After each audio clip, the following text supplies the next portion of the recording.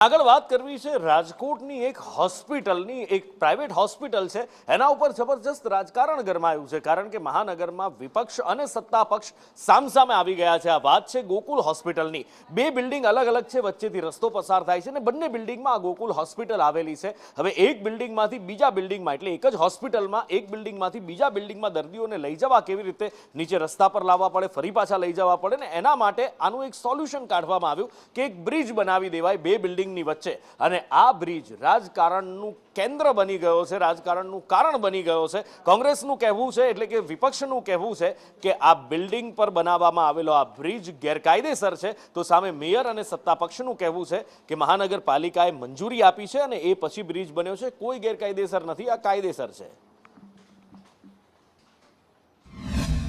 કોંગ્રેસ સમિતિ અને રાજકોટ શહેર કોંગ્રેસ સમિતિએ જે ભાજપ વિરુદ્ધ ભ્રષ્ટાચારની મુહિમ ઉપાડી છે એ પૈકીનું આ એક છે। આ ગોકુલ હોસ્પિટલ જે વિદ્યાનગર અને મંગળા રોડ ઉપર આવેલી છે, તે લોકોએ બ્રિજ કે આપણે પુલ, જેને સાદી ભાષામાં પુલ કહે, એ બે રોડને કનેક્ટેડ કરેલો છે જે કાયદેસરના જીડીસીઆરના નિયમ મુજબ નથી।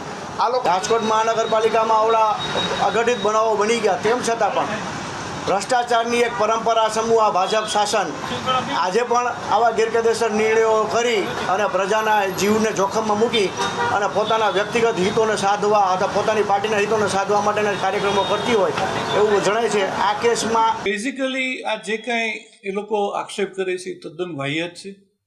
આ બ્રિજનું નિર્માણ અમે ફક્ત અને ફક્ત પેશન્ટના કમ્ફર્ટ લેવલ માટે કરેલું છે। અમારા ઓપરેશન થિયેટર બીજે માળે આવેલા છે, જ્યારે આઈસીયુ પણ પહેલાં અને બીજે માળે આવેલા છે। અત્યાર સુધી અમને લોકોને તકલીફ પડતી હતી કે પેશન્ટને શિફ્ટ કરવા હોય તો ઓટીમાંથી આઈસીયુમાં જે પેશન્ટને શિફ્ટ કરવું હોય એ ખૂબ જ ક્રિટિકલ હોય, એને માટે અમે રાજકોટ મ્યુનિસિપલ કોર્પોરેશનને માગણી કરી કે આવી રીતે તો કોંગ્રેસને હવે બોલવાનું સૂચે છે। ત્યારે આ ઠરાવ મંજૂર થતો હતો ત્યારે શું એને વિરોધ નહોતો કરાતો? પણ જ્યારે આ બધું થઈ ગયું હોય ને કોંગ્રેસ અત્યારે શું છે તો કે પોતે જ નવરા છે, શું કરવાનું?